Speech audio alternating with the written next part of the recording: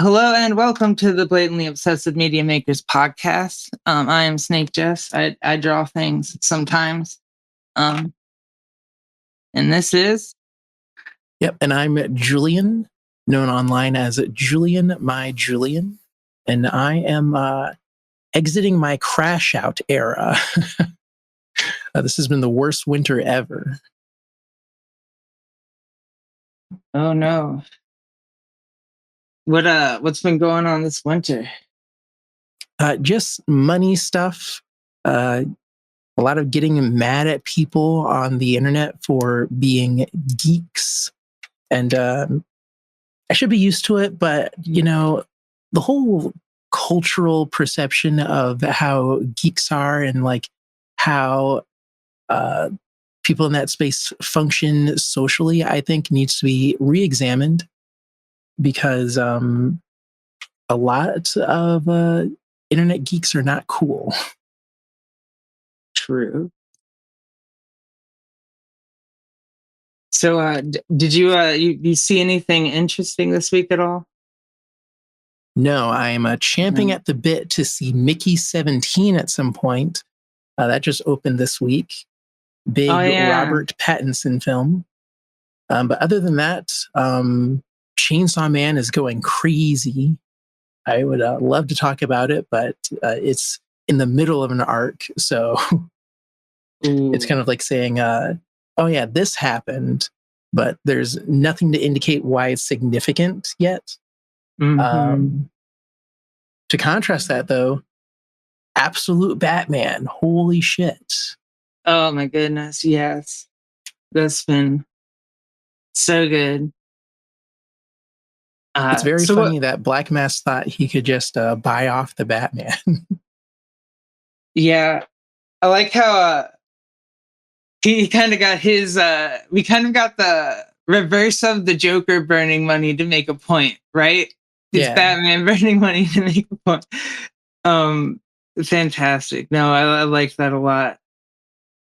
They're also doing a really good job of like weaving how things that happened to him as a kid immediately, or maybe not immediately, but like directly wrap around to like how he addresses things as Batman. Really wondering what's going on with Alfred, though. He did not seem pleased with the way that panned out. No, definitely not. I wonder who he's going to end up, like who exactly he's working for. Yeah. I don't remember if they've explicitly told us, but would not be surprised if it's like, I don't know. I don't know if Scott would do like some Court of Owls something with that or not. But my immediate thought was, what's Ra's al Ghul's organization? Oh, the League of Shadows. League of Shadows. It's a good thought. It's a very good thought. I would hope that's not the case, but that's probably where it's going. It could be. Well, either way, I'm here for it. I've really been enjoying how that's gone. Absolute Wonder Woman had a really good like end of that first arc too. I'm really pleased with that book as well. Kind of difficult to read other manga right now that don't just exist on the Shonen Jump app, because the biggest manga publisher, Shueisha, this week sent takedown notices to every major content delivery network. So now, unless it's like a webtoon or something, you are not able to read any major mangas online on like Manga Kalat or anything like that. Damn, really? It's wild. I had not heard about that. It's kind of just been happening in the background. I don't know why it's not bigger stink, but maybe the corporations won. Maybe people are afraid to talk about anime and manga piracy online. Unexpected. Those guys are very they try to crack down on anime, so I guess it was a matter of time before it did something, right? But I'm sure places will pop back up again at some point. Oh, yeah. Torrenting still remains the most resilient option, which is funny because it's always been that way. I remember when the original Batoto went down, everyone was like, oh no, how will I read manga now? And then like 3 more popped up in its place. And then like a new fake version of Batoto came up, but nobody hosts anything on there.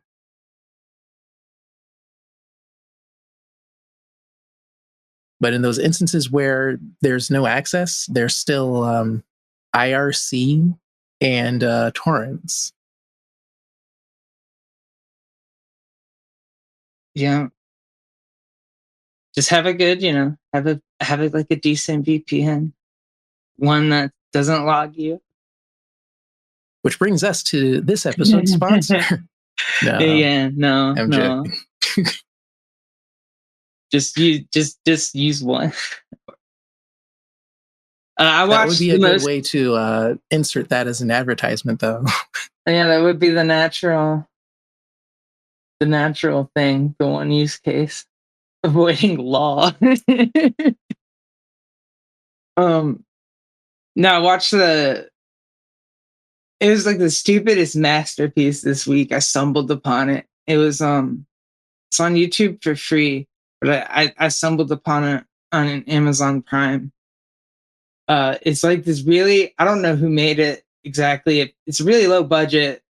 I feel like, well, I know it is because like the locations are all like really public or like just this one apartment. Anyway, it's called Spaghetti Man, and it's exactly what it sounds like. It's it's like a spoof of like a superhero movie, kind of. Oh. About a guy who he's an asshole. He's a really big dick, and he gets inexplicably spaghetti powers. So the movie starts, and by spaghetti powers, I mean he shoots spaghetti. That's kind of it. The world acts like it's a big deal and reacts to it like it's damaging or like it has kinetic force, but it's just he's like slinging spaghetti. And I guess when he gets hurt, it's only we'll get to it later. Anyway, so it starts off, he's like a pizza delivery guy, and he's delivering a pizza, and he's eaten a lot of the pizza, but he still tries to give it to the customer because he's a dick.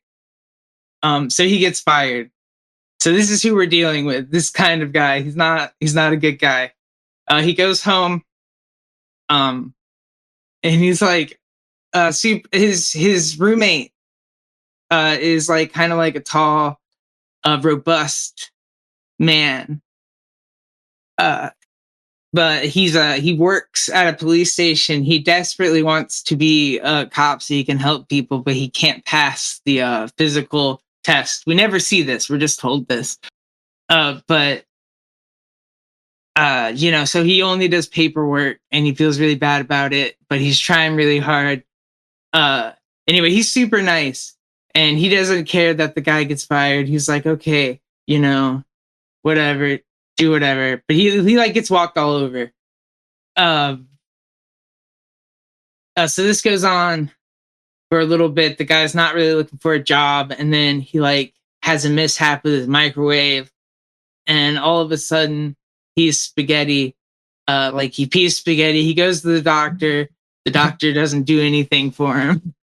And then at some point he's like walking home from something, and he sees a guy getting mugged, and he hides behind a dumpster.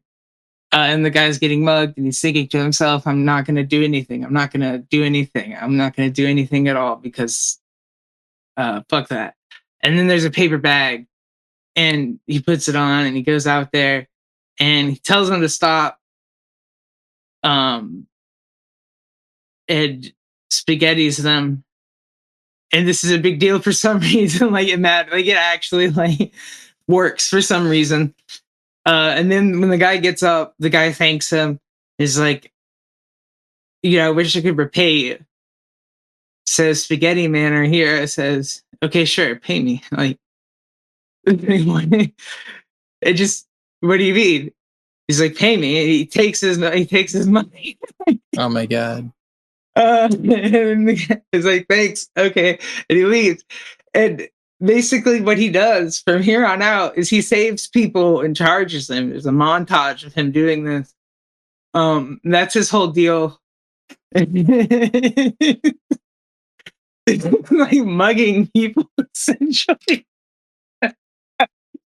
Saving them and shaking them down for money or helping them. He drags a guy in a wheelchair up a flight of stairs. Like, he doesn't ask him really. He just kind of like, oh, I'll help you, and just takes him. It's pretty wild. Anyway, eventually he tries to put up a Craigslist ads because he gets tired of walking around to find random crimes. And that doesn't really work out because he just gets a lot of fraud. He does get one kind of good one. Then it just goes on until eventually he meets up with a guy that's recording him. He's like paparazzi. He's a freelancer. And they strike a bargain. He'll help him get more video footage of him because his footage has been going crazy on the news and they'll pay so much for it. He'll, tell him where he's going. Right. And, this guy, he's a good guy. He has a wife, who's pregnant with twins. At one point they bring him home and it's kind of funny because this whole thing's insane. Oh yeah, this guy loves to, like, when people ask him if he wants anything, he always asks for soup for some reason. Like, he's always like putting himself upon people, like he's not asking for like a glass of water or anything. He like asks for soup, like, heat me up soup, like, give me a bowl of soup and I'm gonna eat the whole thing here. Like, it's very weird. And anyway, inevitably, the roommate goes kind of crazy and decides that he has to put Spaghetti Man on the right path. So this involves like putting out like a hit on him and like getting the camera guy and his wife kidnapped. So Spaghetti Man has to go and like save them, which he does. And finds out at the end, that the cop guy did it, and it turns out that he did it so that he would save them for free, which he had done now because he had not charged them when he saved them. He had saved them of his own free will. So he's really depressed as they're driving home because he's done a good deed and got nothing out of it because he does not think he's a hero. He views this entirely as a transactional money thing. He thinks if he saved someone, he has done work for free. And the movie ends with the friend and him are talking, and it's like, hey, it's like, you saved my life. I'm like, in your debt. It's like, oh yeah, you owe me. So he cheers up because he's in debt and he wants to like claim it for money. I don't. And it just kind of ends there, and it was great. It was a magnificent little thing. Oh yeah, but there's a whole scene where like he gets stabbed and stuff, and it turns out his insides are all spaghetti. This looks terrible. This is just clothes stuffed with wet noodles on the ground, but it's really funny. And then he comes back to life. He like reconstitutes from like completely mashed spaghetti into a person. That is pretty great. Yeah, so a big recommend because it's free, like, and it's free. It's great. This is from like 2016 or 2017 or something. It's been around a while, but I never hear people talk about it. Riff Tracks should like cover this. They would love this. Or those Red Letter Media guys. Oh yeah, they might too. I don't know. They might not bother with it. It's so low budget, but I can imagine it now. So, Jay, what did you think of Spaghetti Man? And then Jay says, I'm not hungry anymore. I'll have to check this out sometime. I have no shortage of movies that I eventually need to get to, but adding one more to the list isn't bad. Yeah, that is true. It never is.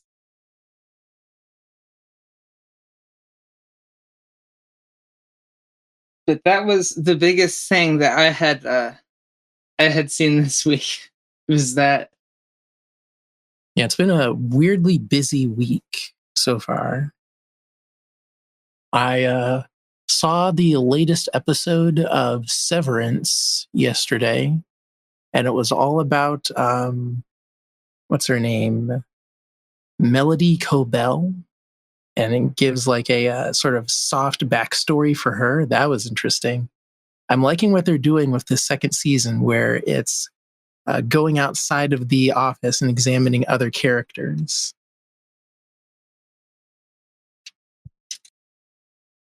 Interesting. It's always good when shows like that weren't really, they didn't plan for the breakout success. It's always good when they can get a good footing for a season 2. Yeah. But sometimes, you can tell they had like no like real stuff left. I have not watched Severance yet, but I need to get on it because I hear nothing but good things. It's pretty good. It's very artsy. It's a shame it's on Apple TV. Yeah. I was talking to someone yesterday and they said, oh yeah, I'll get around to it eventually. I'm holding on to a free week of Apple TV. And so maybe the week of the last episode, I'll use it up on catching up on Severance. Yeah, that is a way to go. Strong strategy. I know how they feel, though. I hate giving companies like Apple and Google money. I don't want to do it anymore. Yeah. Especially just, they have too many things, too many. Yeah, like I always say in this economy, but now, yes. In this economy. 100%. Like, I have been. I'm sorry. Oh, sorry. No. Go. Keep going. I was just remarking that I don't really understand why anyone would want to invest in tech the way things are currently going. Like, I'm moving all of my portfolio stuff exclusively to like food and energy. Like, it's time to go back to basics while the basics are still available and profitable. Yeah. All in on AI right now? No way. Are you crazy? People won't have money to spend on AI. It's a scam. Yeah, that bubble is about to burst at the worst time. Yeah. Well, I don't even say about to burst. I'd say like mid burst, I feel like. Almost. Practical applications might still be safe. Like, the stuff that they used to call AI before we got chat applications. Like software that can take what someone says, reinterpret it, and then transcribe it.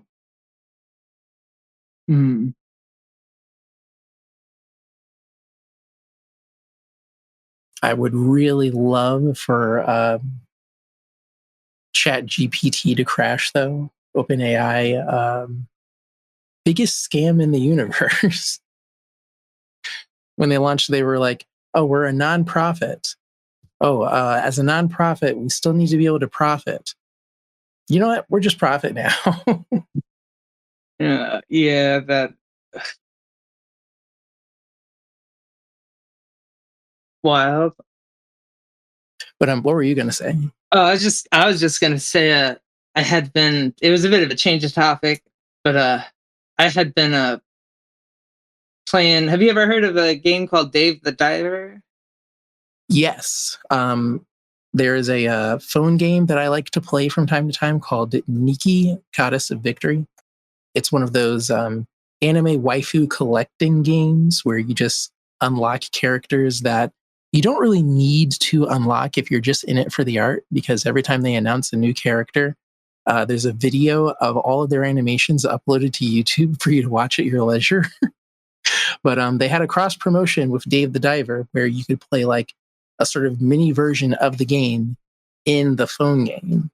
And I put a lot of hours into that, probably more than acceptable. And it gave me the inkling, at some point, maybe I should play Dave the Diver. But I haven't really heard anyone say anything particularly positive about it. One person who I get like indie game recommendations from called it comfy game slop. And I thought, okay, so only get Dave the Diver on sale? Question mark, question mark.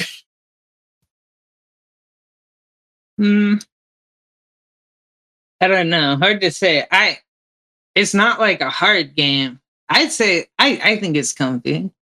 I enjoy it, but I don't know. I think it's interesting. How much do you like fish? It's got a fun like element Fish are cool. of because like half the game's like the diving and half's like the sushi restaurant, and I guess it depends how much. It really depends on how I would say how you feel about like Cult of the Lamb, because it has a very similar thing to it going on. Oh, okay. So it's kind of like a soft sim with a side element. Like I think Dave the Diver's side element is technically the undersea exploration. Yeah, like you fish there and you're getting the ingredients and your heart, all that stuff. And there's quests and storylines, but it's time gated by your oxygen levels. And that improves as you go on and make money in the restaurant. The two sides feed into each other. Yeah, stuff like that is pretty cool. It's also annoying when a game has like a fishing component, but it doesn't really mean anything for the main game. Like for the past few years, I've been super into Far Cry 6, which has a pretty robust fishing component, but it doesn't really do much. Like, I can catch the fish and I can cook the fish for temporary like stat boosts, but it starts and ends there.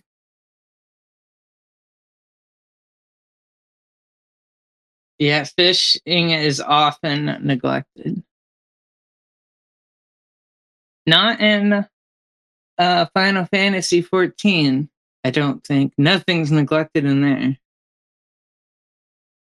Yeah, that game is pretty crazy. Like a lot of online games, I feel like the subscription is not worth what they're asking, but those Final Fantasy games do offer a lot. The director, I forget his name, is probably one of like the hardest working producers at Square right now. I remember reading that he had repeatedly asked for a demotion, and they wouldn't give it to him because he was making them so much money. They finally demoted him last week. So now he's able to nestle back into a proper creator role. So what kind of what's he doing now exactly? Probably still working on the game, but you know how it goes with video game companies. Someone who's like really creative gets bumped up to a managerial position because their ideas are just like that critical. And then after a while, they're like, I don't like this. Put me back in the creative section, please. Yeah. Many such cases. Trying to find this guy's name.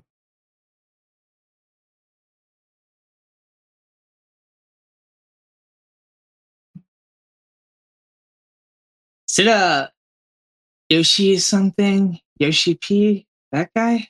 Or is it someone different one? That might be it. I was just reading the article.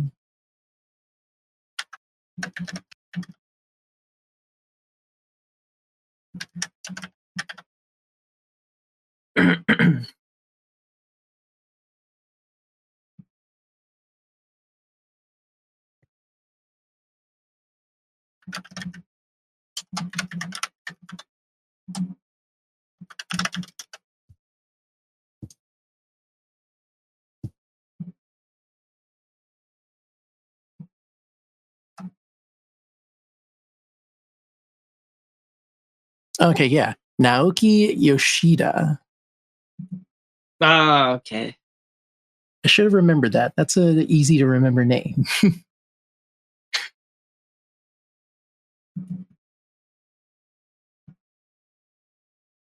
But yeah, entirely on accident, I was reading NeoGAF, which I was surprised is still around. I thought that shut down a decade ago. But there was a thread talking about how he's no longer a executive producer. And it's like, good for him. A lot of people online are like, oh, he's finally losing his power. And it's like, no, he wanted that. Yeah. Probably much more relaxing. Yeah.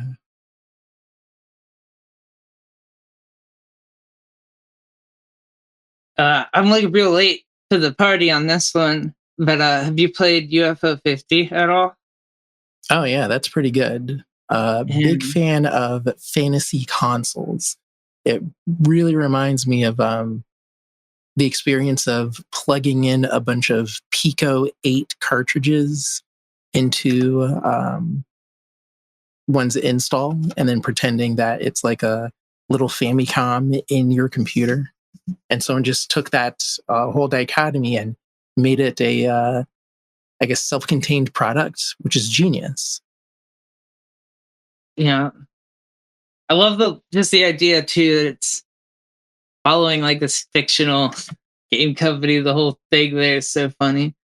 I've been really getting into the I think it's like Star Wasp or Star Wasp. I don't know. It's the one with the spaceships and I don't know, you're like flying around. It's like Galaga kinda. I feel like it's the closest equivalent. I've been really into that one. It is like I've been getting to wave 3 on that every time. It is hard. There's 5 waves, but apparently 4 and 5 are a lot easier. 3 is just really, really hard. You're like, there's like these like red octopus monsters, and they have it's like a shoot 'em up game, right? Like a shmup or whatever. Yeah. And they just have the worst bullet pattern. It is so annoying. Like, and there's like asteroids around. Like, this is the first stage where there's like real debris that's not enemy shots. And they have like so much help. And those like octopus things or whatever are so annoying. I can get kind of like, I don't know, I get about halfway through it, I think, because like another enemy type will come out, but I always die there. And you only get like, as far as I can tell, max like 2 extra lives. You start off with 1 life, and then at 25,000 points, you get another life. But I've gotten up to almost 100,000 points after that, and I've never gotten like an additional life, so I don't think you get another one. Damn. So it is some like endurance to it. It is quite fun though. I've been like really enjoying that. I'm just putting in a lot of time on that. Very relaxing. I've been meaning to get back into it, but I guess the different variety of games is just it gives me the feeling of, well, that's not one game. That's like a few dozen other games that I have to eventually get around to. So it's just been on my back burner. Yeah, it does. It's like a instant backlog. Like a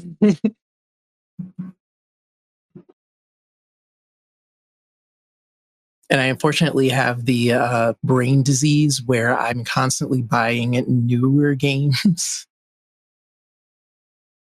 Yeah, same. I have and I already have so many that I need to get around to. Yeah.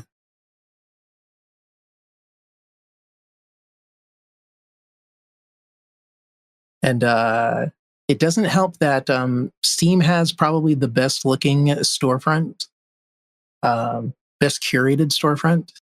You go there for one thing and then you leave with like 5 other games. Yeah.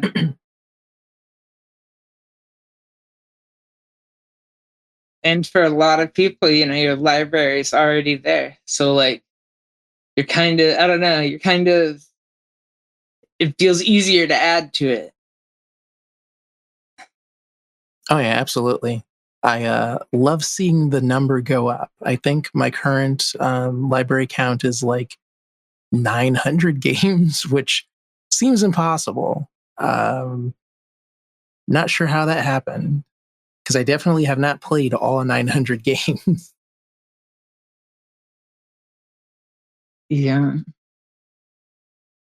I remember getting so many games way back when I used to Humble Bundle a lot back when I don't know, felt better. Like I don't know, I feel like lately, in the last few years, Humble Bundle has like kind of just been pretty mid, but it kind of like has peaks and valleys in terms of the quality of what's offered. I share a second Steam account with my siblings, and what I've started doing recently is I will sign up for a month if the marquee game is something that I want. Like they'll be giving away Black Ops 4 or some nonsense, and I'll go, oh yes please. And then all the other games, if I don't want them, I put on that side account for my siblings to maybe get into. I don't think they do though. Seems like their tastes are even more linear than mine. I'm pretty sure they only like Minecraft.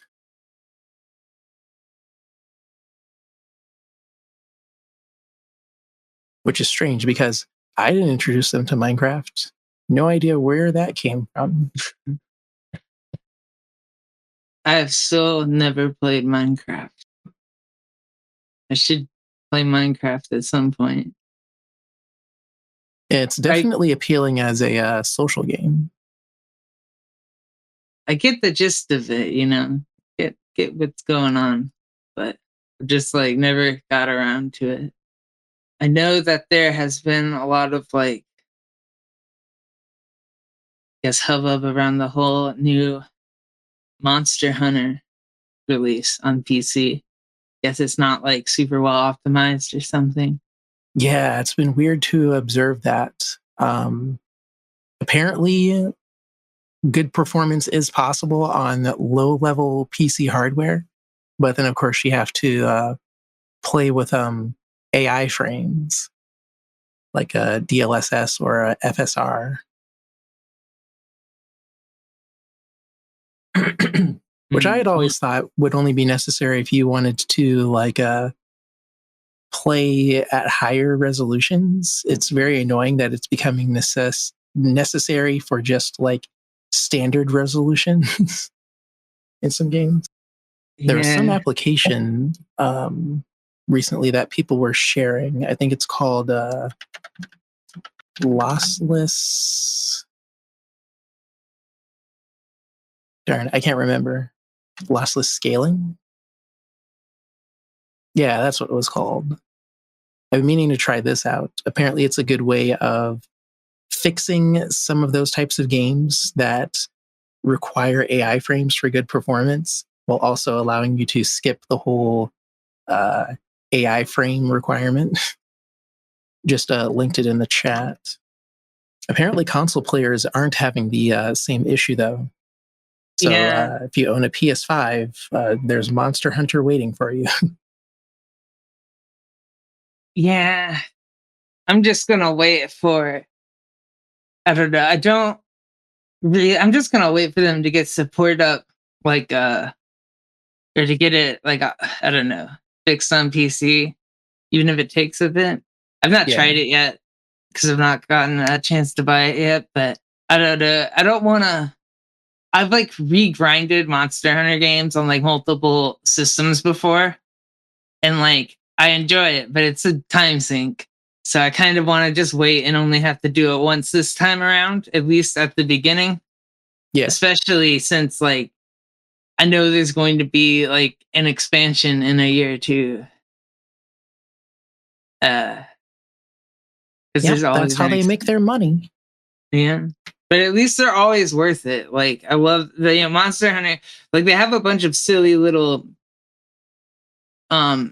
extra things, but like the expansions or whatever are always like really meaty and really good and like worth the price, I feel like.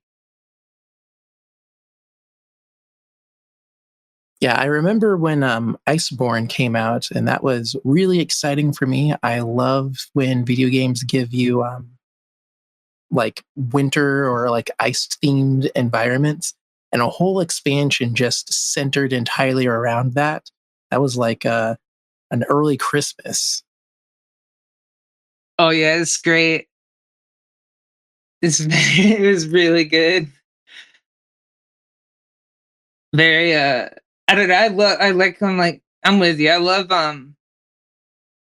winter levels in video games. It's very nostalgic to me for some reason.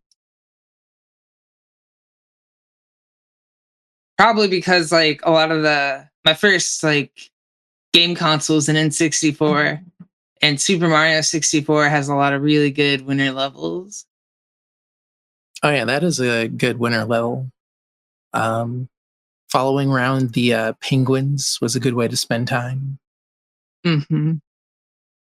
And then trying Mario out the different sliding mechanics with the ice and stuff. Yeah.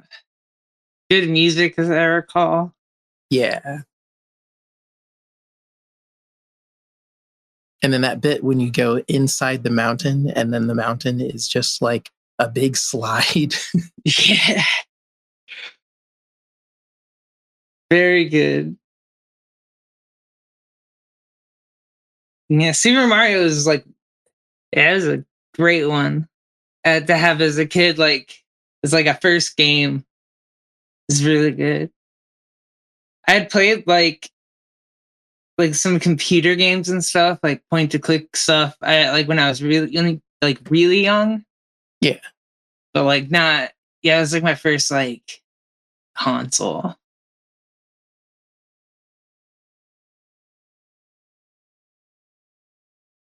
When I was younger, we had access to a bunch of PC demo discs. Like it was a really big like Wild West scam environment back then. People would sell you bundles of like 30 discs for $5. Like, hey, look at all of this great game and software that you can have. And then you put it in the disc, and it's all shareware demos. So you paid $5 for all of these CDs, and on the CDs are games that you have to pay extra money for to get the full game.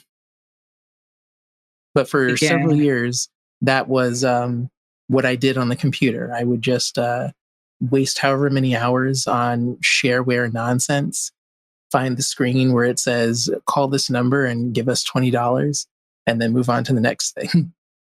And after several years of that, I decided enough was enough. And that's when I got into emulation. What was the first thing you emulated? I think Game Boy. We had a Game Boy Advance and a handful of games.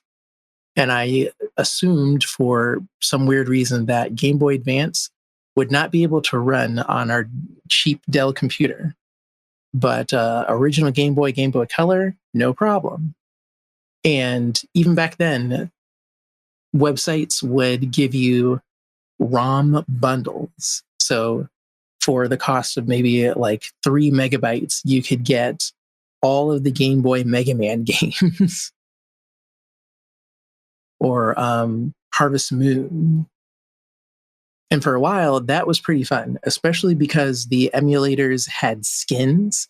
And so you could have the window portrayed as like an actual Game Boy with buttons that you could click with a mouse in addition to just playing with a controller or keyboard. And I would just LARP as a Game Boy owner on my computer. And then eventually I learned what system requirements were and discovered, oh, it can play Game Boy Advance games. It could play Super NES games. It could play PlayStation games. It could play Nintendo 64 games. Yeah, it's an exciting time. Yeah, I was able to dip my hand in a little bit of everything. We got super into Snowboard Kids. That was super fun. Ocarina of Time, Majora's Mask. I really loved Majora's Mask. The emulators back then had a lot of mods built in where you could like randomize stuff. So if you had gotten really good at playing Majora's Mask and wanted a little extra challenge, you could just tell the emulator to randomize a bunch of stuff. And then you could see if it would be possible to win despite everything that had been changed. Oftentimes, it would not be possible to win, but that was half the fun. A lot of PlayStation games, I never got around to playing, though, until I was like older and had to use my real world money to like import discs or like buy them secondhand from Blockbuster, because they were all in CD with like uncompressed audio. ISOs would be like 700 megabytes or 200 megabytes, but it's a 3-disc game or something crazy like that. The only games that were small enough to download on dial-up would be like Dragon Ball GT or Tomba. And that Dragon Ball game was not good. Which PlayStation one? Dragon Ball. You said Dragon Ball GT? Yeah, I think the subtitle is Final Bout. Oh my god, yes. I had that too. I was a Dragon Ball nerd, so I did seek this out. It was exciting at the time, but having been familiar with how other fighting games functioned, it started to diminish in terms of entertainment appeal for me. Which is sad because it kept me from getting into those Budokai games for years. I had this perception that Dragon Ball fighting games were just not good, but apparently Budokai is very mechanically deep.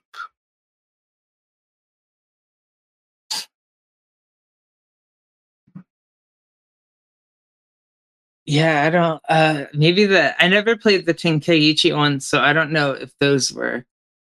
I know you could do some silly stuff in like Budokai 3, like some infinite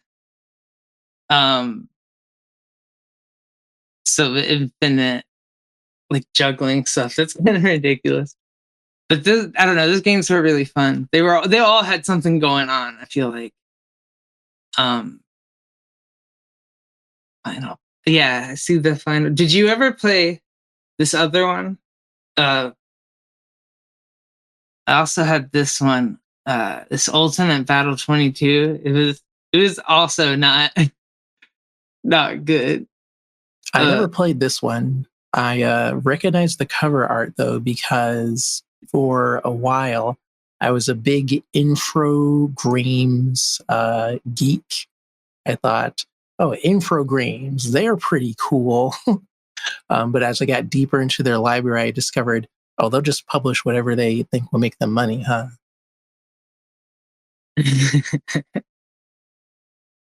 But they were responsible for a lot of licensed PC titles like Blue's Clues games or ports of Borderbund games that somehow they got the license to. I had no idea. I was not. That's wild. I had never. I never noticed them. I don't. They only got like this is like just because Dragon Ball. You know, I played so many. Did you ever play the Legacy of Goku one? I always Those were wanted Game to. Boy. That game was my white whale for the longest time because I wouldn't ask my parents for Game Boy games. The only time we ever asked them, like point blank, please buy this was for Kingdom Hearts Chain of Memories. Other than that, anytime we got a Game Boy game, it would be like happenstance. Like my mother used to work at the local newspaper, and they had a video game reviewer for the newspaper. And so like they would review the games and then they would resell the games to like people visiting the newspaper, or employees could also buy the games. And so my mother would get like stuff that's very new for very cheap, like all of the Mega Man Zero games she just bought because her brain knew we liked Mega Man, and this is for that Game Boy. That's awesome. So I would want to emulate Legacy of Goku, and I couldn't because Game Boy games actually did have DRM.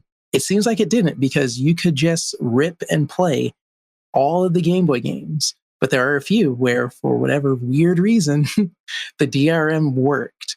And so if you tried to emulate Legacy of Goku, whoever ripped it at the time, the most popular like ROM rip for that game, was just impossible to run. Ooh. And that's when I learned, oh, DRM is a thing. Holy shit.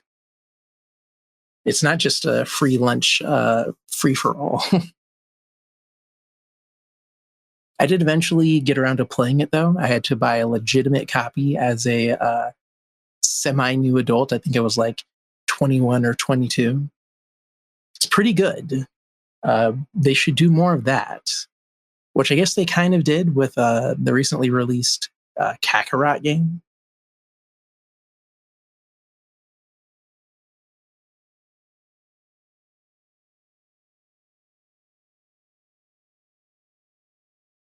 Sorry, I missed the last bit. You said you said the Kakarot game? Yeah, I was a big fan of Legacy of Goku by the time I actually got to play it. Yeah. I love when narrative heavy stuff gets turned into an RPG. Like, I'm not super into Fairy Tail, but I think it's very cool that Fairy Tail fans can experience Fairy Tail in an RPG by Gust, no less. Like, Gust is probably pretty high above Square Enix for people who are just like big RPG heads, because they mechanically know how to like really curate a proper experience that goes beyond just like the numbers, for lack of a better term. Mm-hmm. So if I ever did want to get into Fairy Tail, I would probably play that game. But after Legacy of Goku, it was always in the back of my head, like, there should be more Dragon Ball RPGs. And that's basically what Kakarot is. It's a Goku RPG. Yeah. I mean, not just limited to him. You get some other playable characters for a good portion of it, but yeah. I played that one. I enjoyed it. I had fun. I don't think I ever really did the DLC though. I forget where I left off. That wasn't the DLC. Yeah, I'm curious how that Daima DLC will pan out. Surely they won't end Daima and then make all of Daima playable. That would be cool, though. Oh my goodness, that would be lit. I'd replay the game just to do that DLC. Yeah.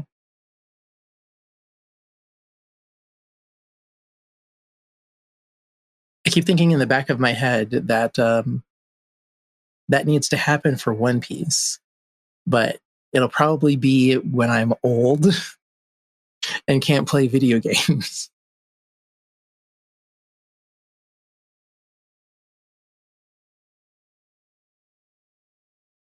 I don't know. Who knows? Old might be the best time to play video games.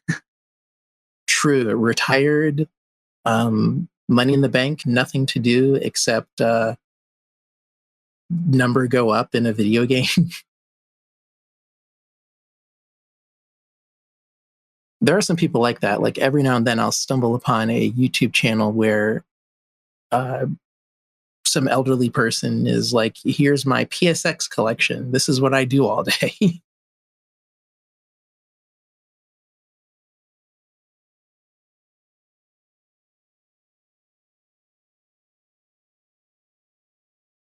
Oh, and there's that one lady who recorded the Let's Plays of herself playing Skyrim.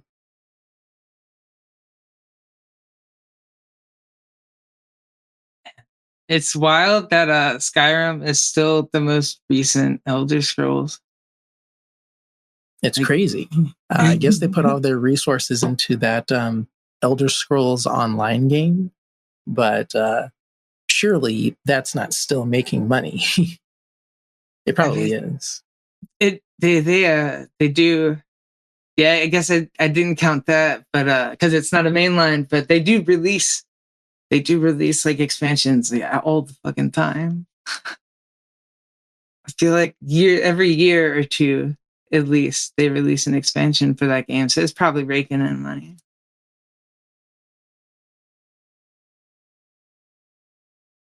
Oh, this is bizarre. News just came out that 3 former Ubisoft executives will be tried for sexual harassment, racism, and homophobia. They reportedly tied up an employee, assaulted several others, put bacon on a Muslim employee's computer, and broadcast pornography that others were able to view publicly. Holy shit. What is in the water at Ubisoft? What? I wonder if this is before or after all of those other executives got removed. Oh, okay. This is pre-2020. So that's why the article says former executives. They got caught, they left, but they still have to be tried for their crimes. Wow. Okay, we have heard about some of this. Like, he assaulted someone at a Christmas party. Glad people like that are not working at Ubisoft anymore. Yeah. Don't know what. I don't really follow Ubisoft too heavily. Do they still like grind their employees to the ground? Probably. At least they don't like harass them, you know. Being a publicly traded company, their whole thing is like profits, which is why a lot of their games are not good. They also do that weird thing that EA does where they try to act as a publisher exclusively just for like access to customers as well as the extra profit for little investment. So like in recent deals where Activision had to justify the purchase of, who was it? Oh, Activision's purchase by Microsoft. They lost the right to publish games in certain European countries because of antitrust issues. And Ubisoft swooshed in and said, what if we published those games? Purely out of the kindness of our hearts. Hint, hint, nudge, nudge. But they wanted some of that money. Of course. There's also that Naruto RPG that was released on Xbox. I don't recall if Ubisoft actually developed that or if they were just the publisher for it. Seems very out of left field for a company that doesn't really have a anime background. I don't think I've played many other like anime show video game adaptation. Well, no, I guess I played some Naruto ones. I didn't really sink tons of time into them. And they weren't very RPG either, mostly like brawlers. So like they were just making lots of anime brawlers for a while. I'm pretty sure I saw they had like Tokyo Ghoul one, but I never like wanted to play it. Yeah, there's one for Hero Academia too. I'm not super into those games. I think the description of anime arena fighter is very adept.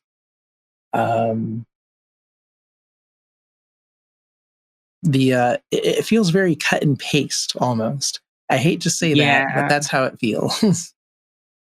No, I agree. For sure.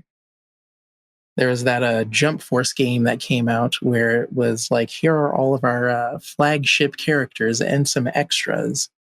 And it just played like all of those Ninja Storm games. Which is probably fun for Ninja Storm fans, but I wasn't super into it. I liked playing as Rio from City Hunter. That made me in the mood for like a City Hunter video game, which, of course, doesn't exist.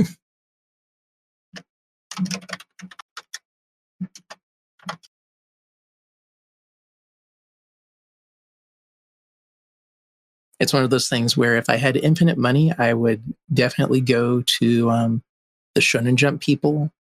And for all of my favorite books and animes, I would just scoop up the video game rights. Like there should be a Chainsaw Man video game that plays like Devil May Cry. That would be awesome. Oh, that would be. It's a pretty perfect fit for that, actually. Berserk is probably not a Shonen Jump series, but I would go to whoever publishes that. And that would probably be a good like action RPG as well. Maybe something in the vein of what Square Enix did with that last Final Fantasy game. Yeah. Berserk is I've been reading it for the first time the last like year or so. I just got to the spot where he gets that armor, you know? Yeah. But like, yeah. And it's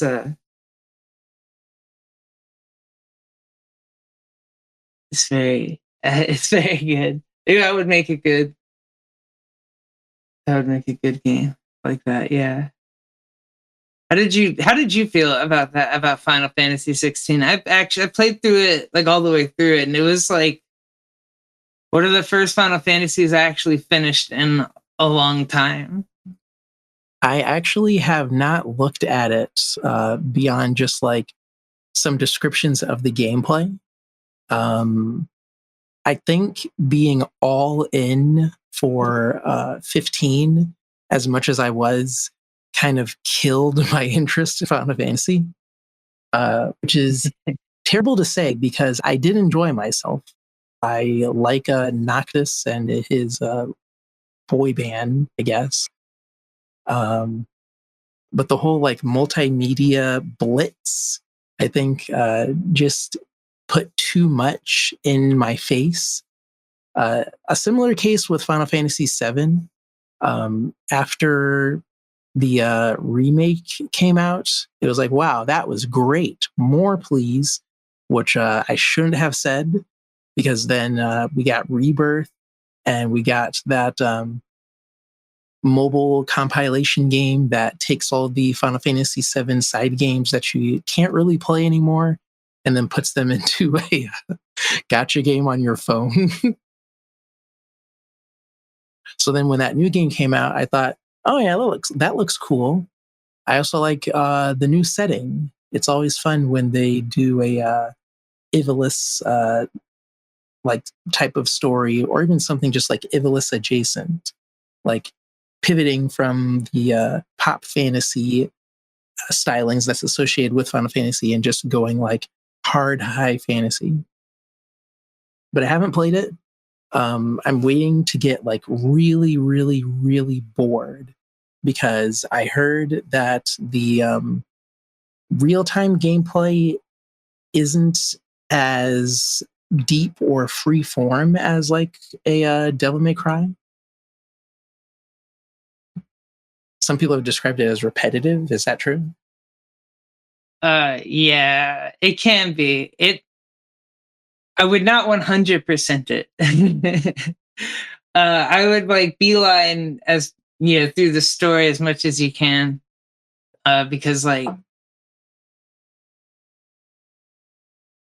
there's like the RPG stuff on it kind of feels tacked on, but it's pretty decent for like an action game. And the boss fights are really, really bombastic and very like big, and the summons and stuff are very, it's very neat. They tried very hard to make spectacle happen, and I think it's worth it to see it. Yeah. I would not like. Yeah, the game, like the repetitive is a good way to put it. The mechanic and like tacked on a bit too. So a little. Oh, there was also Stranger of Paradise. I put way too many hours into that. That might also be a contributor to my fatigue.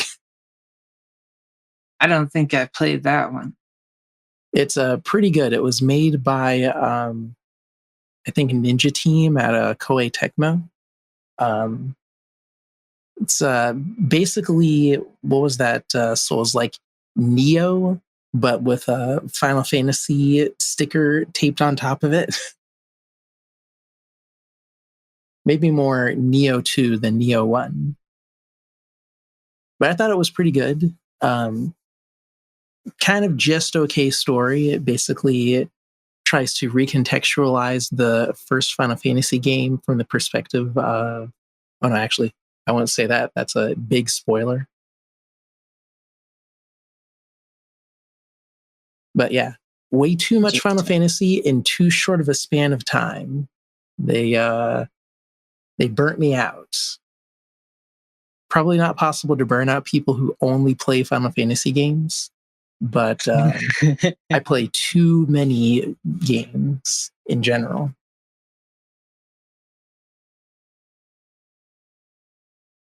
And I imagine there are some people who only play Final Fantasy games. It's probably really nice because they save a lot of money. They get a lot of game for their money. And if they want to immerse themselves in just that, Square is more than willing to like sell you a paperback book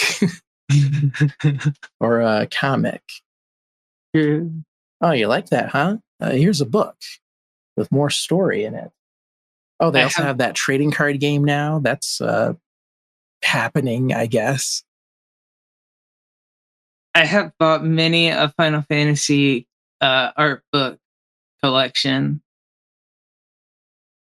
Like, I think I have one for each game, and then a bunch for Final Fantasy 14, because it has one for like one or two for every expansion. Those are really good though, because like MMOs, they make tons of clothes and stuff, and like tons of different styles of like armor and weaponry and stuff. So It's really great reference. But the ones for the games, for the mainline games, are really like just so cool and nostalgic, especially the ones for like 9 and 8 and 7. I never actually got to play the Super Nintendo Final Fantasy games really until I was older. I did play the Game Boy Advance Tactics Final Fantasy game. I liked that. Oh yeah, that's a pretty good one. I liked the judge system. That's something that I would hope that they would expand on in a future version of that game, because it would just take a normal encounter and then be like, oh, but there's a rule. You cannot do this thing or that thing. And I loved when like enemy characters would break the rule. So then they would get taken away by a judge, and it's like, oh, great, I don't have to fight that guy. But I guess it wasn't randomized, and randomizing that element would be a good way to get a lot of replayability from a game like that. Mm-hmm.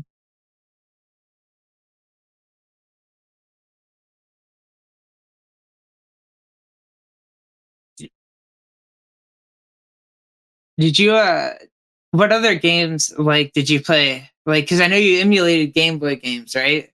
Yeah.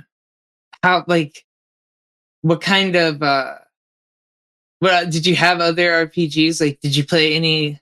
I forget if we already mentioned this, but like, did you play any of the like Zelda Game Boy games, like the uh Oracle, like of Ages and Seasons? They had that one that was two variants of it for some reason. Yeah, I remember those. Those were cool. There were, for some weird reason, a handful of Final Fantasy RPGs that only exist on the Game Boy. Those were fun. A lot of licensed games. Like, for some reason, people have nostalgia for those Ninja Turtles Game Boy games. I don't like them, though.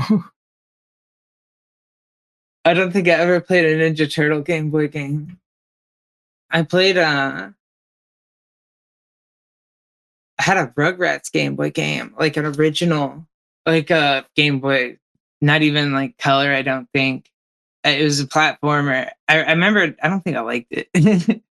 I played it because it was like a lot, but it was pretty bad. There's a SpongeBob one that was kind of fun, but I can't remember if that was on the advanced or Game Boy. Yeah, a lot of those games tend to be platformers, and the quality varies way too wildly. Like, there was a Incredibles side scroller that was basically just like a side scrolling brawler, and then I think every Spider-Man movie had a Game Boy Advance equivalent, and they were kind of just okay. As a kid, I really liked reading Lucky Luke, which is like a comic book about a incompetent cowboy sheriff guy, and his Game Boy game is extremely mid. I hate to call it that, but it is. It was mid. Good pixel art, though. That's the frustrating part. Pixel art as like a style isn't really a thing anymore. And you had all these people who were like really good at doing really competent pixel art. And then it would get put on these just okay games. Very true. Very true.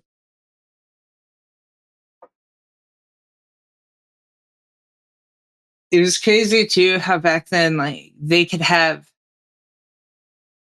they would like release the game like as if it was the same game on every console. Like, they'd use the same box art and stuff. They'd be entirely different games though. Like, oh yeah, especially on the handheld. It was always very funny to me. Like, why don't you just like lean into whatever the fuck this game actually is? But my favorite version of that is that the Harry Potter games would be like little action adventure sort of affairs on PC and console.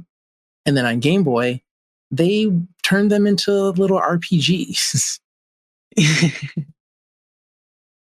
Haven't played any of them in years, though, because of the ongoing J.K. Rowling boycott.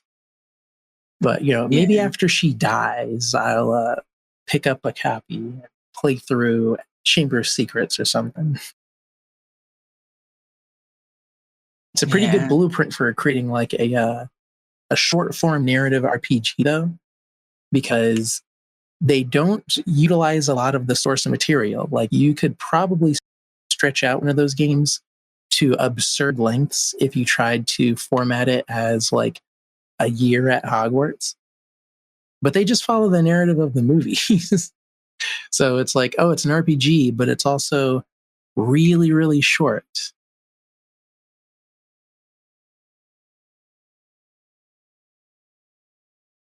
I'd never played any of the Harry Potter RPGs, but didn't they? I feel like I remember playing the same thing, equivalent of like Lord of the Rings or The Hobbit, maybe on Game Boy. Ooh, as well. A Hobbit like, RPG? I believe so, if I'm remembering right. Turns out there was a Western RPG renaissance happening under everyone's noses.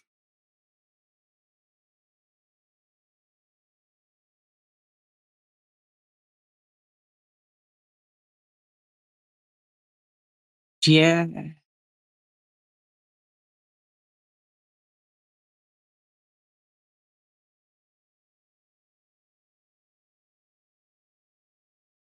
Oh, wow. That's crazy.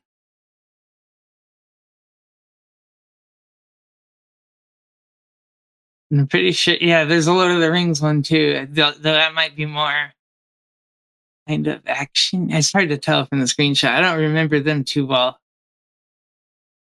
But they loved doing that. They loved making adaptations on the Game Boy. Little RPGs, like you said. It makes sense too. It's like an easy format. And considering how the art direction tends to go, like, I'm looking at this Hobbit game and I can tell that it's all CGI assets, like crushed down to bitmaps. So this was probably like a quick turnaround sort of game for this Hobbit game. Yeah. Oh, wow. And then this is the Japanese box art for that same game. I'm about to post it.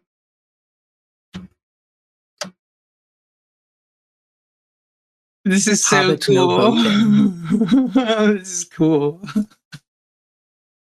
I would be very sad if I saw that on the shelf and then came back home to this bitmapped CGI mess, though. This is some old school level, like the box art being insanely good and the game being garbage.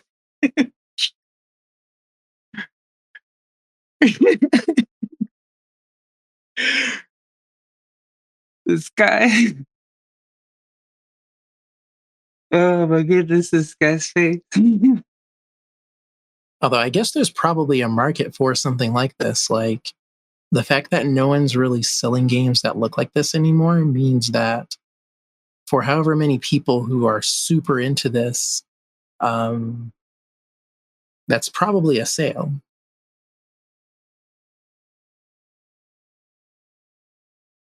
Oh, I'm just now remembering. So the reason that this Game Boy Hobbit game looks like this is because those 3D models were used for console equivalents.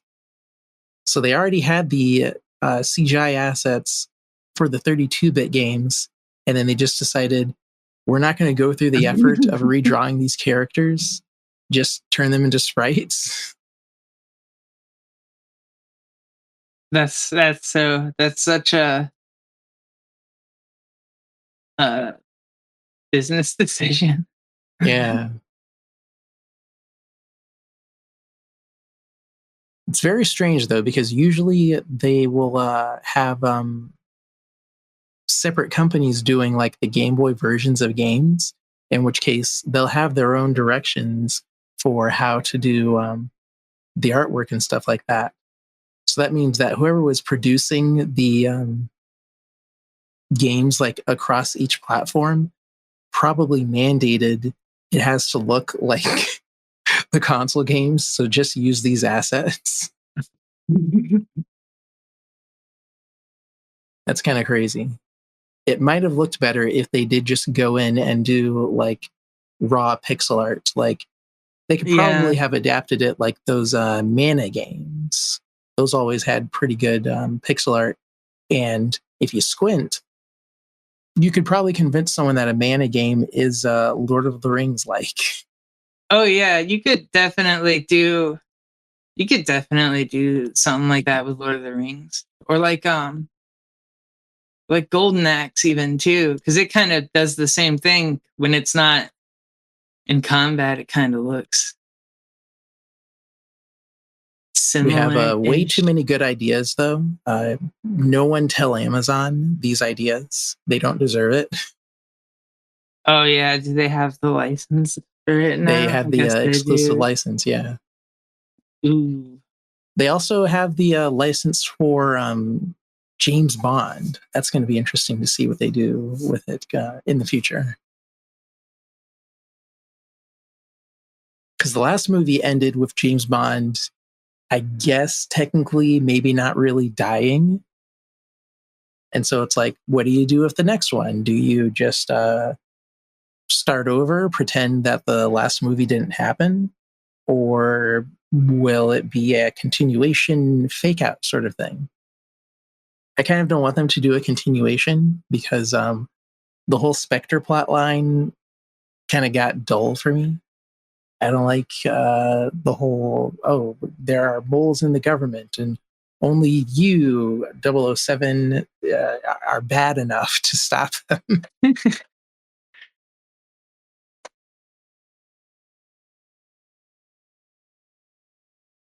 Yeah, I don't have they adapted those like recent movies into games at all?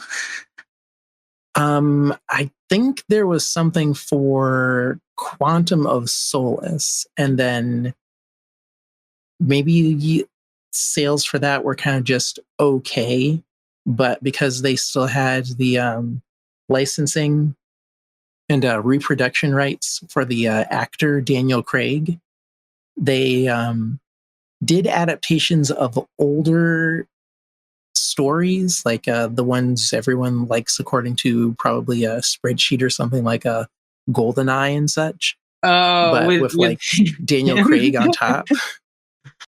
Oh, of course.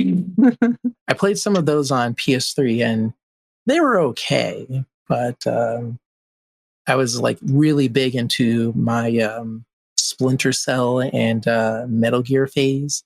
So whenever I would like pop up to play one of those 007 games, I would get disappointed because they would just be like shooters.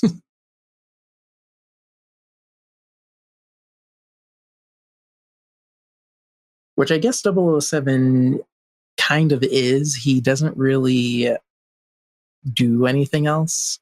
I don't remember seeing a James Bond movie and thinking, yeah, he's really good at sneaking around and hand-to-hand combat. Yeah, I feel like they could be more exciting with it. Like, why don't they adapt like the weird campy spy-ish, That would be really good for a video game. Or, like you don't even have to use like the likeness of an actor. Like just do like they do with like the Spider-Man in their video games. They just like make one up. Make up a 007, like a weird amalgamation, and just do it like and have like 3 or 4 games. We don't want to pay Tom Holland extra money for this video game, so just get something that looks almost like Tom Holland. Yeah. And if we decide we want to change it later, we'll just release a new edition and it'll inexplicably be something else. And it'll be good. It'll be fine. It'll be good. Oh yeah, I forgot that first Spider-Man game had an entirely different guy. Then they made him look more like Tom Holland after those movies started making money. That's crazy. And then when it came out on PC, people went in and modded the game to put the original guy back in.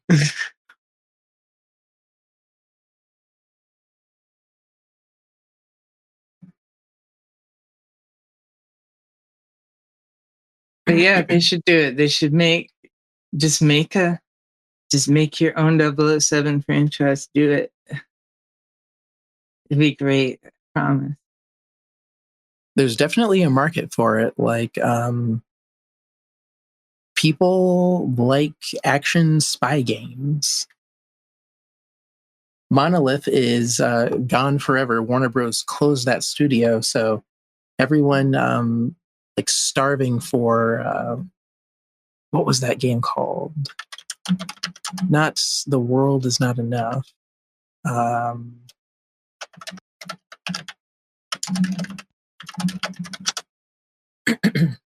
Oh, No One Lives Forever.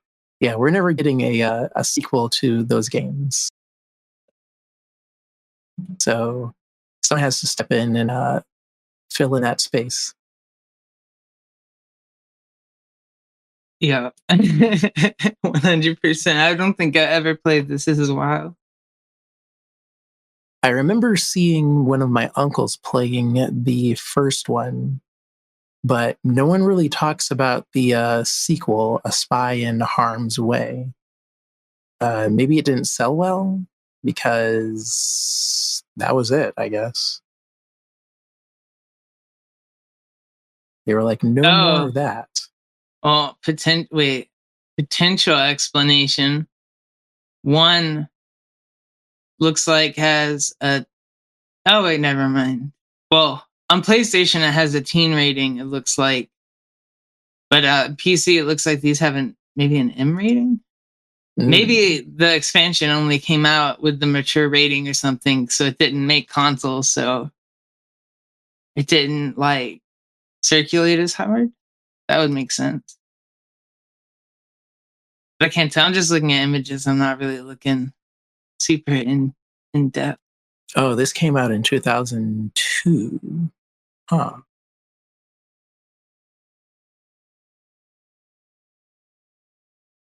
I keep hearing that PC gaming wasn't really that big in like the early 2000s. Maybe that was also a contributing factor. Everybody wanted a PlayStation or an Xbox or a GameCube, not realizing that they already had a great console that they do taxes on. Yeah, the sequel only released on PC. It did not release on the PlayStation 2 for whatever reason. I don't think it says here. But it always baffles me to learn new things about video games on Macintosh devices.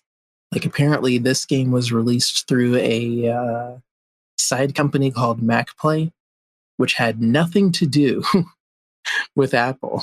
They just said, oh yeah, we're the company that releases games on Mac. Yeah, they're exclusively a publisher. And then that coupled with like Steve Jobs himself saying, you know, it'd be cool. What if you could play PlayStation games on your Mac? Well, we have software for that. And then Sony immediately going, no. And then their Apple's lawyers going, actually, yes, this is perfectly legal. And we have lawsuits for that. And then bam, that's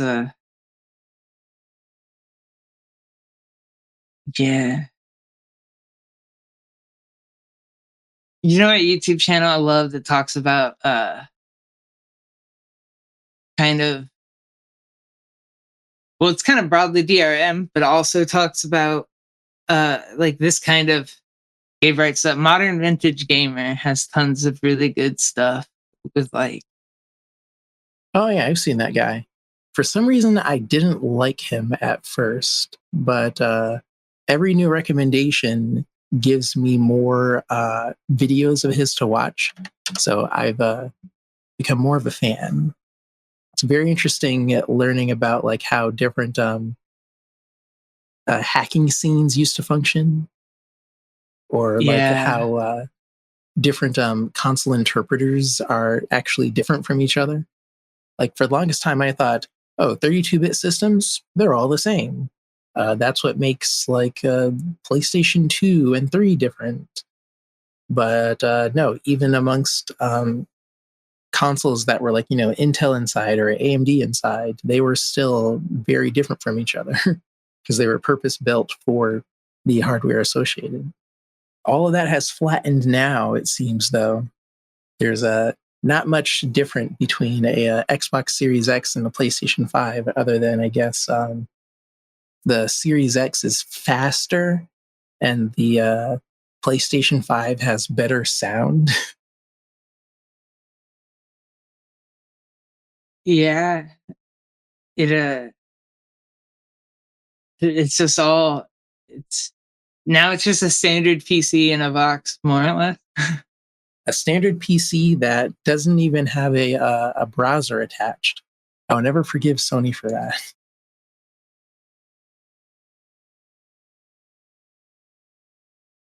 It's good that Microsoft keeps their version of the Xbox Edge available, though. I know I saw I feel like I was watching a video recently, and if I'm remembering right, for like one of the PSP models, there was like a hardware level battery hack or something. There's some weird thing. PSP is kind of hilarious as like a hardware phenomenon. I remember hearing stories about people showing Shigeru Miyamoto PSPs playing Mario on them, and him mostly being like, well, that's no good. It was a way to fix a bricked PSP. Oh. Is like a recovery way. Yeah, that's super important. Whenever I'm hacking a Vita, there's a big warning that says if this goes wrong, it will brick your device. And so I always have to check to see what my options are for recovery if that ever happens. But when it does work, it's like, wow, I can do so much more now.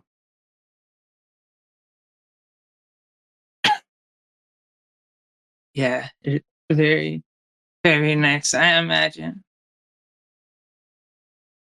I had a PSP briefly when I was younger, but I did not keep it for a long time.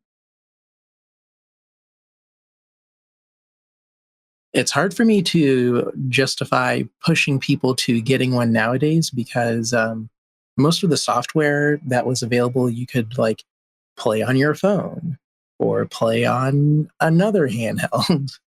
There's probably like a PSP emulator for 3DS or something crazy like that.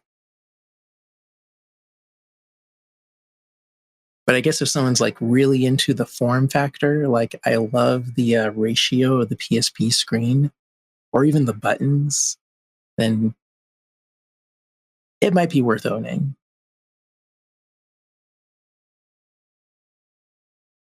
And then, of course, there are all of the Japanese-only games that are getting translated to different languages now.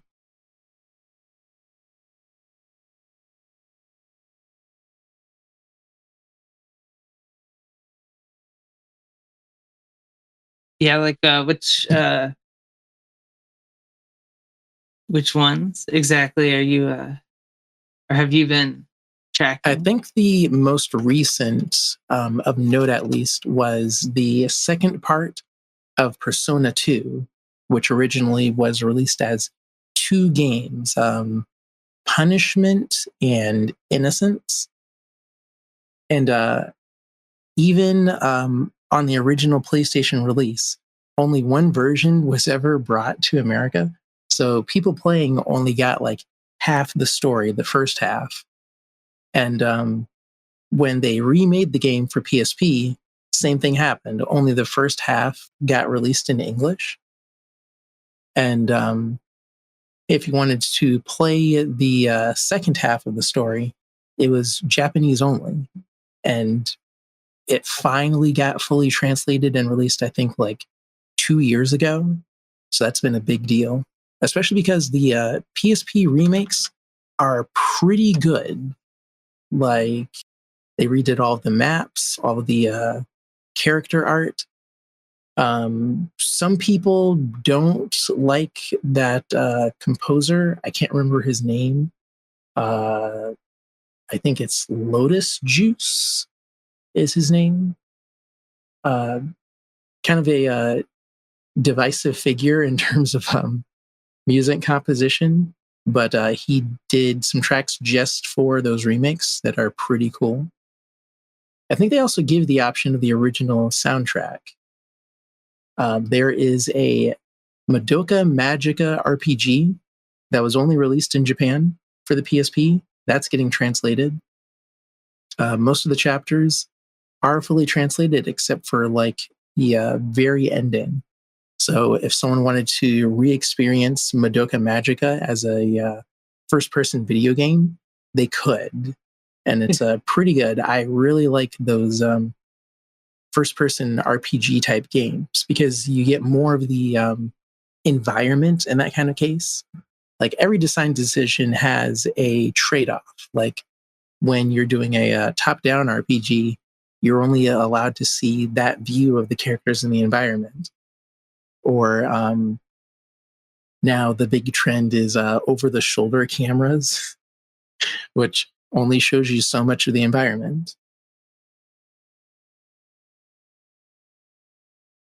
But there are a lot of variety in first-person RPGs when they're well-designed. Like in this screenshot, if it'll let me save it.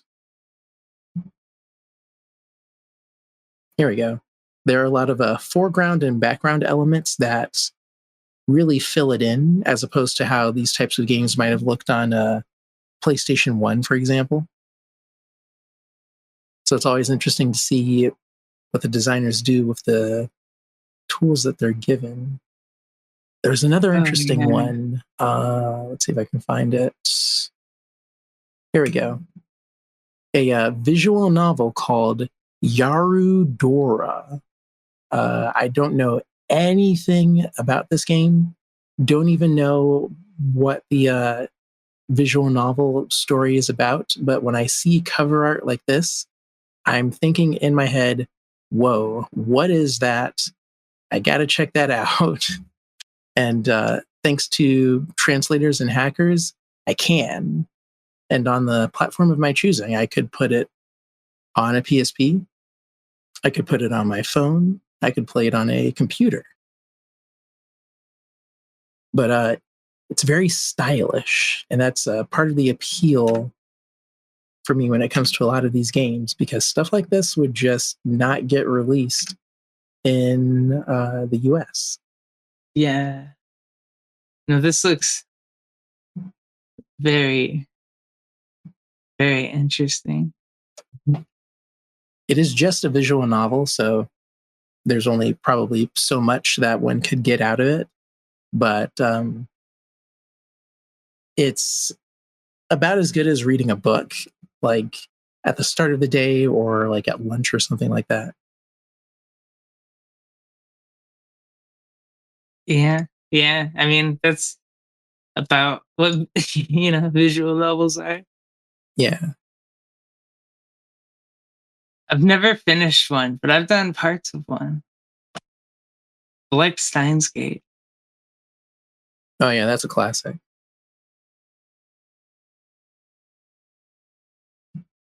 It was very interesting when they put out that.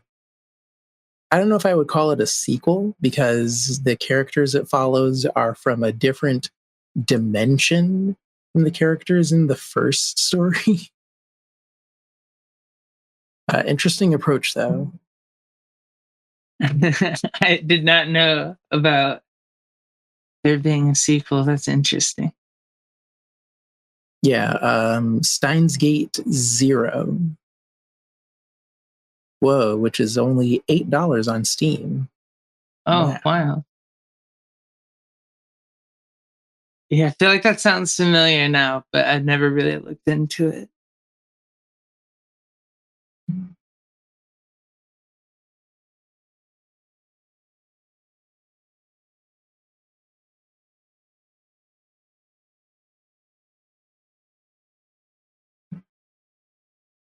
But yeah, big fan of visual novels. A very good way to get more out of a device after it has exhausted all other options available. Like I think the Game Boy would have been a good platform for a bunch of visual novels. Like, they were doing that GBA video thing for a while. They probably could have skipped the whole low quality video and maybe just like given us screenshots in higher quality with some text boxes. Probably. Like, hey, a Shrek visual novel. Who wouldn't want that? It's probably a better experience than Bit Crushed Shrek. Yeah, those were not great. For sure. Those Game Boy videos.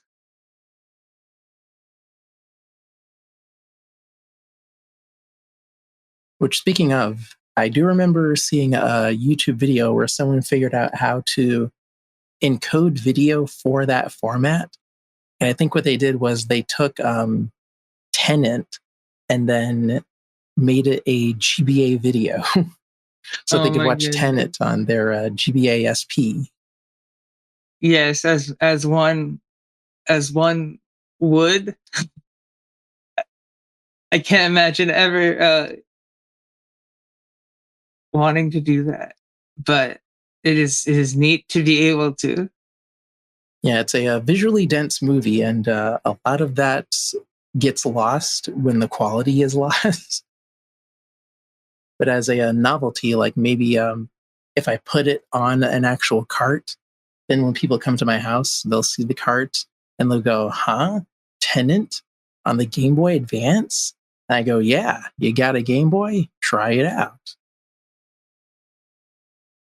This episode was sponsored by PCB Way. No, I'm just kidding. I wonder if you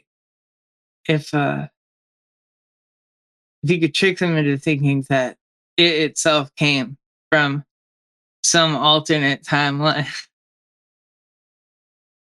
I've always wanted to try stuff like that. Like, there's probably some company out there that could print a box for you with like the same sort of sturdiness and glossy outer paper that those games shipped in to give it that extra level of authenticity.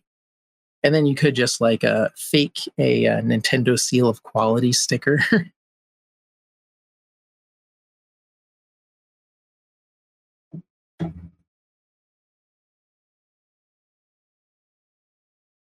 That actually would be fun.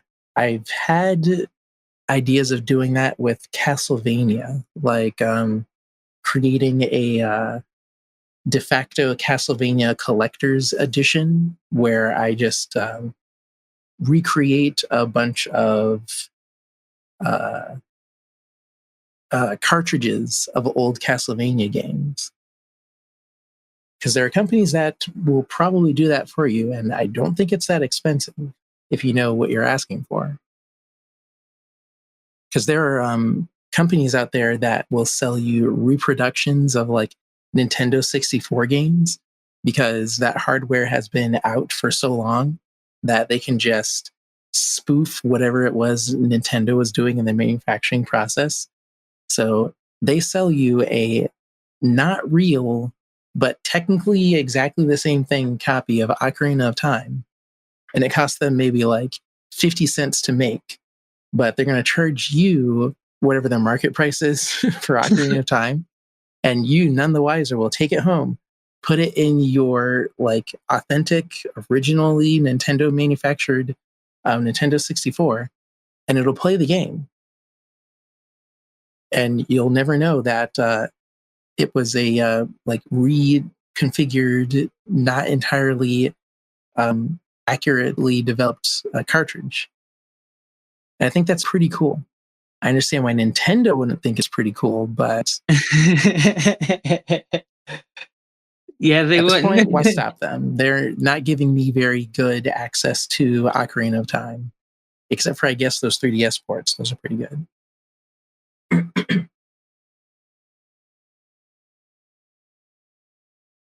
I like my 3DS, but it is the thing I've lost the charger for the most of anything I've ever owned. I wish it had a regular, like I hate, it has a really funny charger. Yeah. I've seen a lot of people doing like USB-C mods for older stuff like that.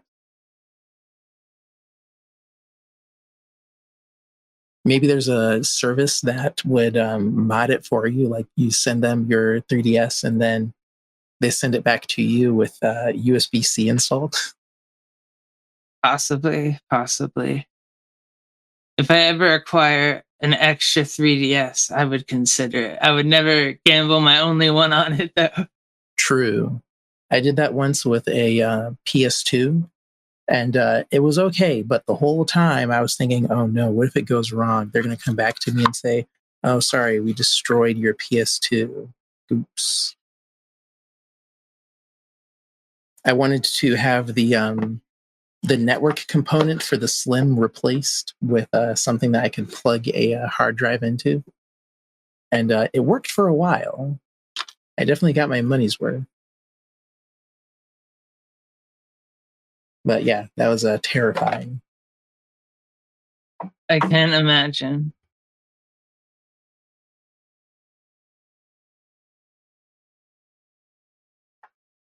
So yeah, that's about. I don't really have anything else for this week, and we're approaching, I don't know, hour 45, 2 hours ish. So, do you have anything else? I do. Before we wrap up, a few episodes prior, there was that big art asset bundle by what's their face, Hot Pixel, and they have another deal. And apparently there will be more deals in the future. But for everyone listening now, they are offering 90% off of their big, massive 650 font collection for just $19 as a result. It's a spring sale, so maybe it's ongoing for as long as it's spring. Pretty cool. A lot of good fonts in there. Available for you to use commercially at your leisure for a pretty good price. Fonts are always nice to have. Which I guess you already have this collection because you bought the full sets when all of their like digital assets were on sale for that absurdly small price. Yeah. And it was well worth. Yeah, everyone should bookmark this entity, Hot Pixel. They're doing very cool stuff.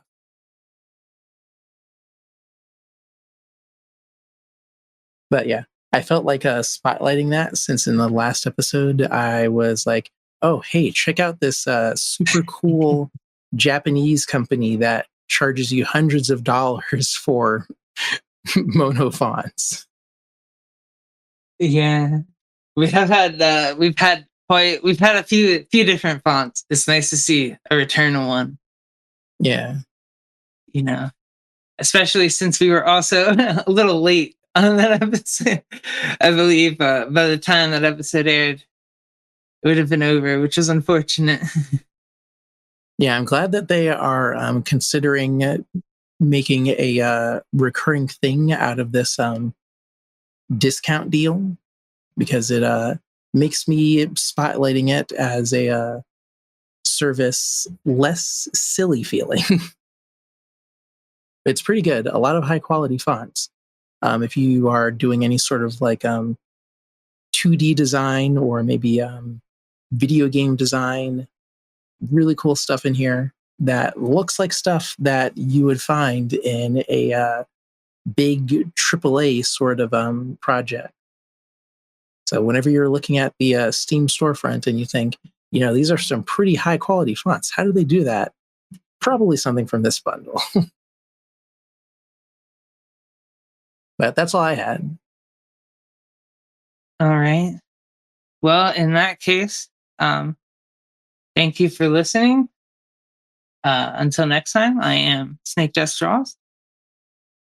And I'm Julian, my Julian. You can see more of me at vqcd.in.